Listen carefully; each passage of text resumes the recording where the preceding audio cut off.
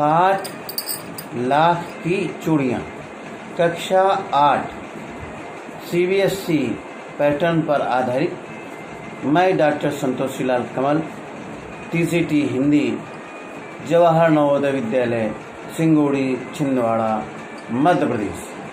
लाख की चूड़ियाँ, इस पाठ को कामता नाथ जी ने लिखा है और इस पाठ के बारे में मैं आपको बताना चाहता हूँ कि जो चूड़ियाँ होती हैं, ये लाख की चूड़ियाँ, लाख एक वन संपदा है और जहाँ वन होते हैं वहाँ एक कीट पाया जाता है जो अपनी लाख छोड़ता है और उसके द्वारा इकट्ठा किया जाता है। जब लाख पूरी हो जाती है तो वहाँ से इकट्ठा करके बाज़ारों में आती है और वहाँ से फिर ये लाख की चूड़ियाँ बनाने का काम मनिहार करता है।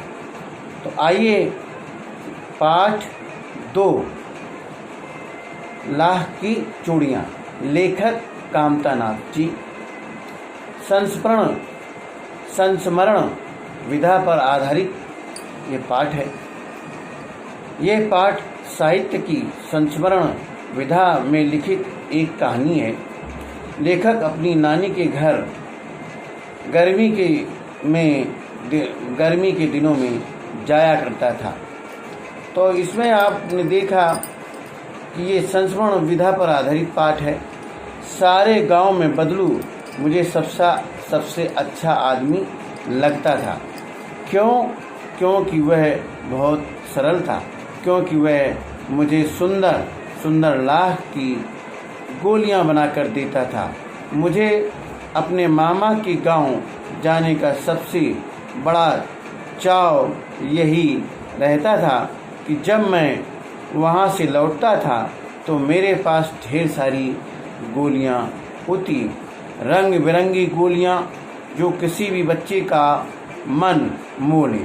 वैसे तो मेरे मामा के गांव का होने के कारण मुझे बदलू को मामा कहना चाहिए था, परंतु मैं उसे काका कहा करता था, जैसा कि गांव के सभी बच्चे उसे कहा करते थे। बदलू का मकान कुछ ऊंचे पर बना था। मकान के सामने बड़ा सा सैन था जिसमें एक पुराना नीम का वृक्ष लगा था। उसी वृक्ष के नीचे बैठकर बदलू अपना काम किया करता था। बगल में भट्ठी दहकती रहती थी जिसमें वह लाख पिघलाया करता था। तो बदलू को लेखक काका क्यों कहता था? इसलिए कहता था क्योंकि उस गांव के सभी बच्चे बदलू को काका कहते थे और लेखक को बदलू को क्या कहना चाहिए था?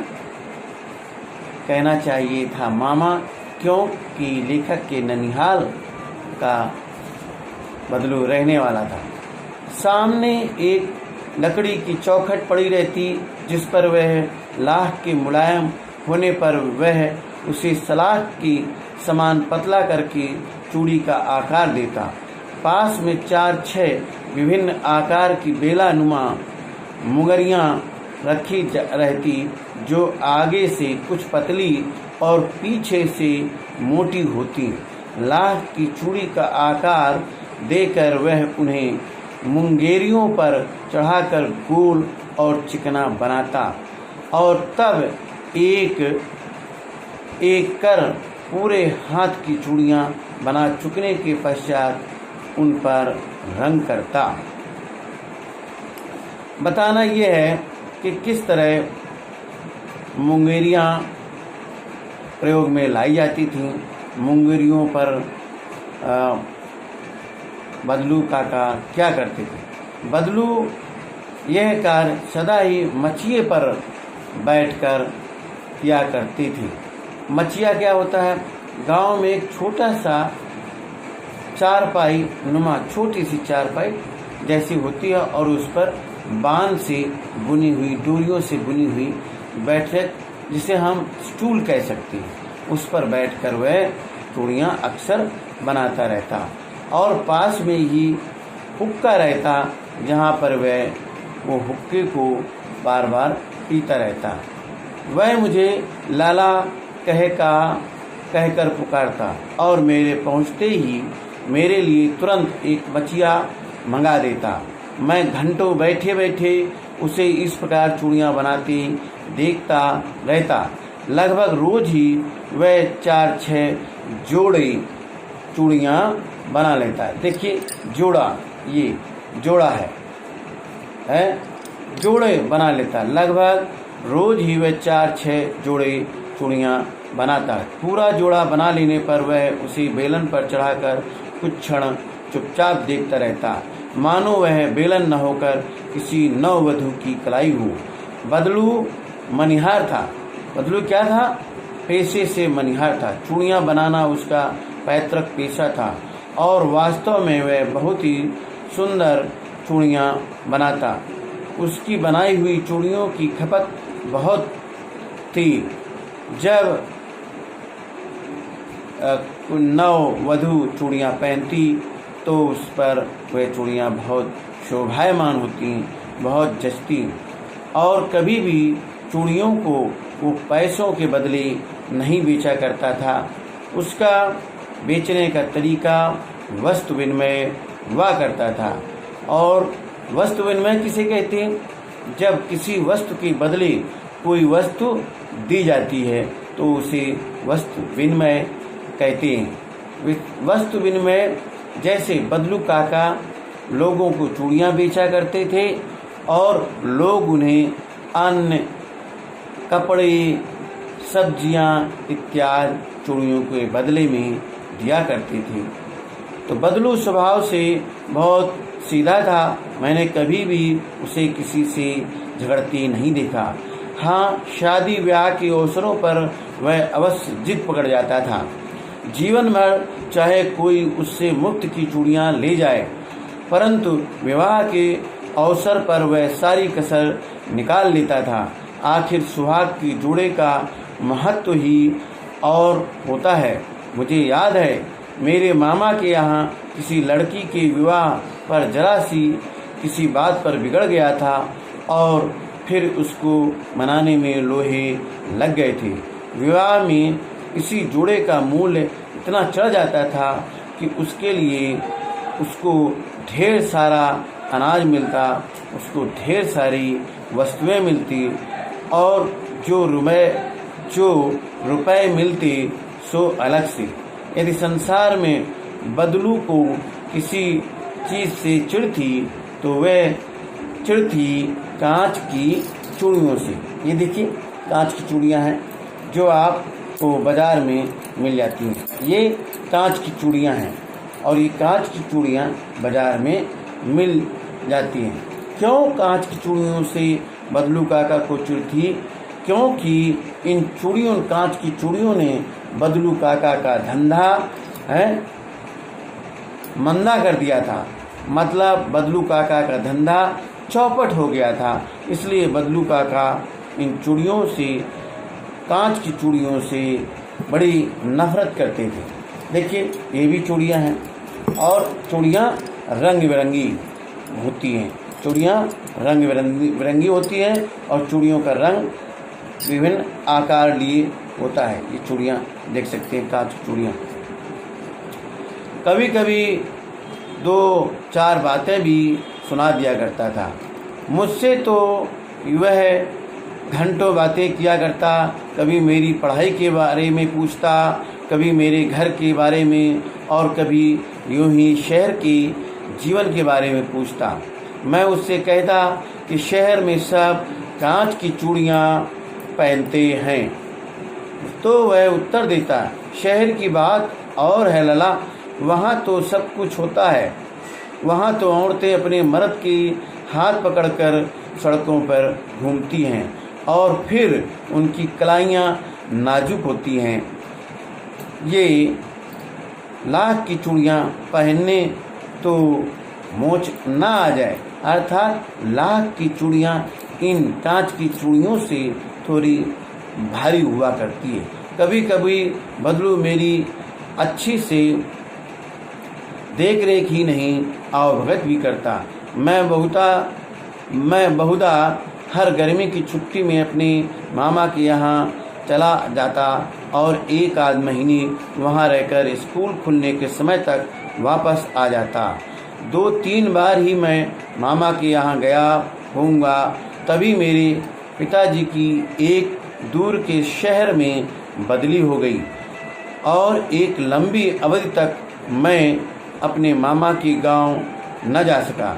तब लगभग 8-10 वर्षों के बाद जब मैं वहां गया तो इतना बड़ा हो चुका था कि लाख की गोलियों में मेरी रुचि नहीं रह गई थी।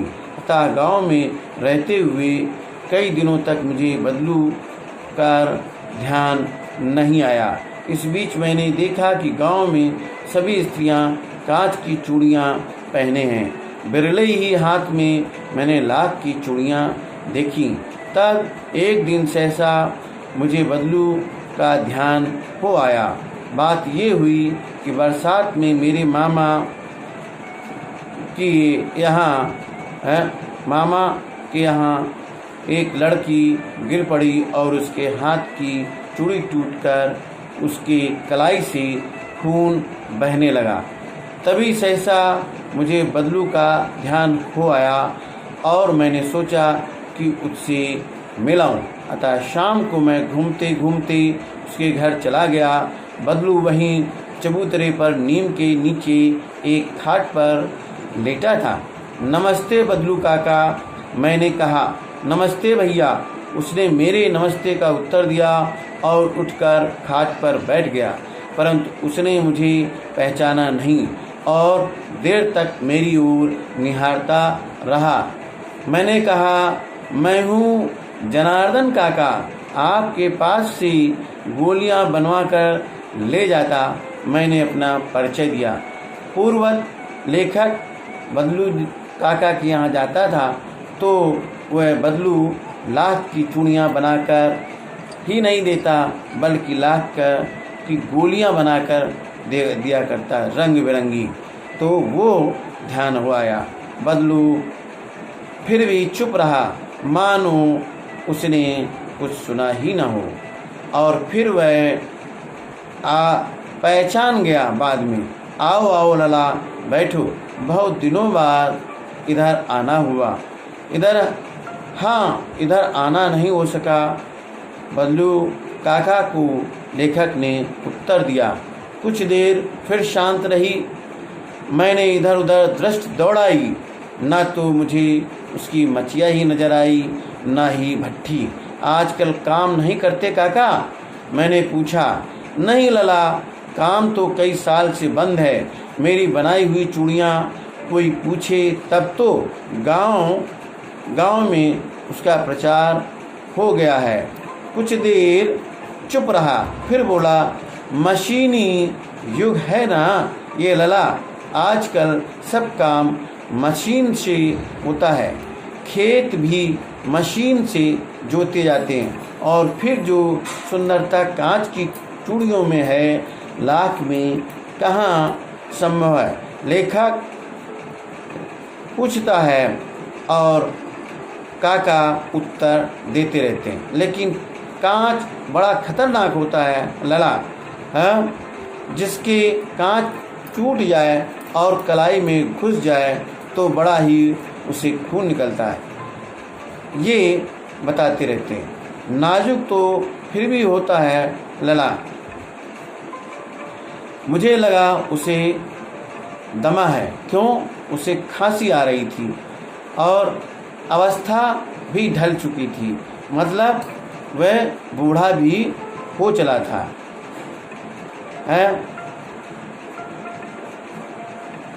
उसने मेरी शंका भांप ली और बोला, दमा नहीं है मुझे, फसली खांसी है। ये महीने 2 महीने से आ रही है, 10-15 दिन में ठीक हो जाएगी। मैं चुप रहा। मुझे लगा कि उसके अंदर कोई बहुत बड़ी व्यथा छिपी है। मैं देर तक सोचता रहा कि इस मशीन युग ने कितने हाथ काट दिए हैं। कुछ देर फिर शांति रही जो मुझे अच्छी नहीं लगी। आम की फसल अब कैसी है काका? कुछ देर पश्चात मैंने बात का विषय बदलते हुए पूछा। अच्छी है लला, बहुत अच्छी है। इस बार आम बहुत अच्छी आई है। और अंदर देखा कि उसने अपनी बेटी को आवाज़ दी, बेटी रज्जो, आम तो ले आ। फिर मेरी ओर मुखातिब होकर बोले, तुम्हें आराम से खिलाना आम भूल ही गया था। नहीं नहीं काका, आम तो इस बार मैंने खूब खाए हैं। वाह वाह, बिना आम खिलाई मैं आपको कैसे भेज सकता हूँ। बाबा काका बदलू का स्वभाव कितना सरल था, इससे पता चलता है कि अतिथो देवो भव, अतिथि का स्वागत किस प्रकार किया जाए, ये किससे सीखा जा सकता है? बदलू काका से। जो बदलू काका प्रेम से आम खिलाए बगैर नहीं जाने देता। मुझे वो दिन याद हो आए जब वह मेरे लिए मलाई बचा कर रखता था। गाय तो अच्छी है ना काका? मैंने पूछा। गाय कहाँ है लला? 2 साल हुए बेच दी, कहाँ से खिलाता? इतने में रज्जू उसकी बेटी अंदर से एक डलिया में ढेर से आम ले आई। ये तो बहुत हैं काका, इतने कहाँ खा पाऊँगा? मैंने कहा। वाह वाह, हंस पड़ा। शहरी ठहरे ना, मैं तुम्हारी उम्र का था तो इसके 4 गुनी आम खा लिया करता था। और कांच की चूड़ियाँ बहुत कम पहनी थी, लेकिन जो रज्जो थी उसके हाथ में आज भी ये लाख की चूड़ी सज रही। मैंने देखा और मेरा मन बड़ा प्रसन्न हो गया। गोरी गोरी कलाइयों पर लाख की चूड़ियाँ बहुत फब रही थीं। बदलू ने मेरी दृष्टि देख ली और बोल पड़ा, यही आखिरी जोड़ा बनाया था जमींदार साहब की बेटी के विवाह पर। 10 आने पैसे मुझको दे रहे थे, मैंने जोड़ा नहीं दिया। ये जोड़ा नहीं दिया, कहा शहर से ले आओ। मैंने आम ले लिए और खाकर थोड़ी देर पश्चात चला आया।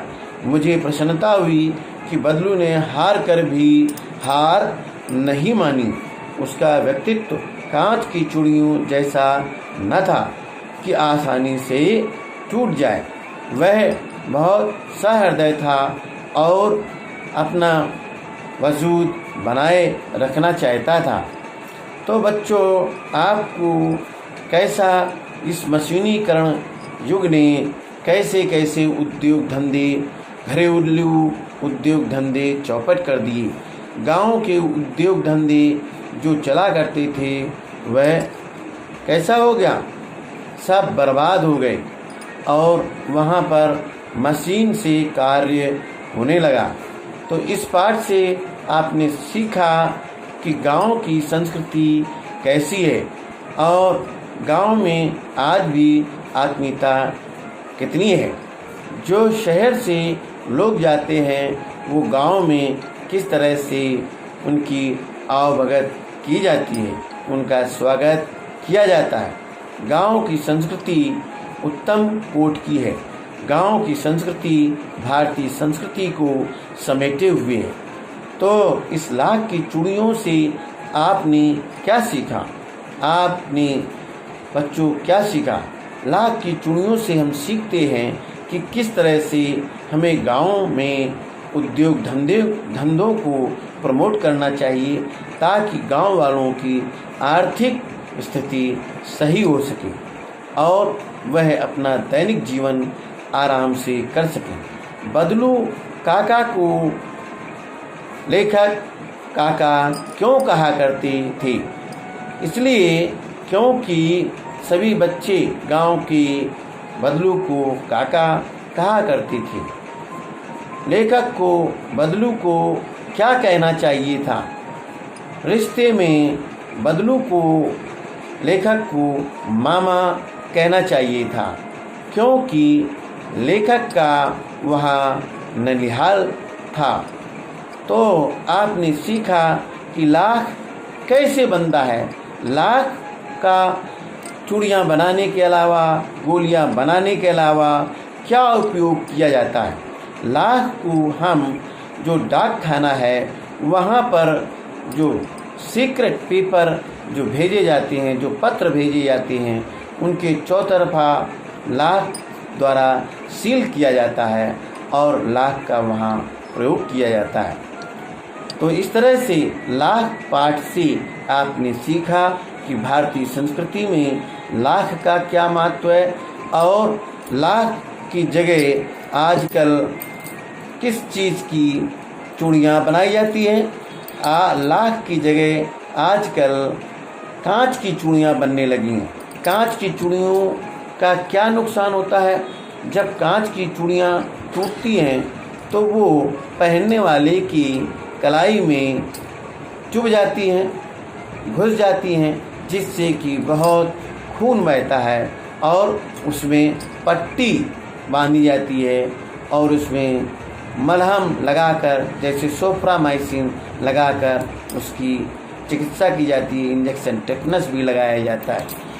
तो यहाँ पर लेखक कामतानाथ जी द्वारा लिखित पाठ जो संस्मरण विधा पर आधारित है, लाख की चूड़ियाँ, बच्चों आपने पढ़ा और आपको कोई इसमें से प्रश्न पूछना हो तो कृपया 7905953504 पर संपर्क कर सकते हैं और कभी भी प्रश्न के उत्तर जान सकते हैं। मैं डॉक्टर संतोषी लाल कमल, टीजीटी हिंदी, जवाहर नवोदय विद्यालय, सिंगोड़ी, छिंदवाड़ा, मध्य प्रदेश से हूँ और आपको लाख की चूड़ियाँ जो बसंत भाग 3 में संकलित है और बसंत भाग 3 में संकलित है और पाठ दूसरा है, तो ये मैंने आपको विधिवत पाठ के बारे में जानकारी दी। तो आइए बच्चों, पुनः हम नेक्स्ट वीडियो के साथ आपको फिर मुलाकात होगी। तब तक के लिए stay at your home, stay safe, corona से बचिए, मास्क लगाइए और सोशल डिस्टेंसिंग बनाए रखिए। तब तक के लिए धन्यवाद। Goodbye. जय हिंद, जय भारत।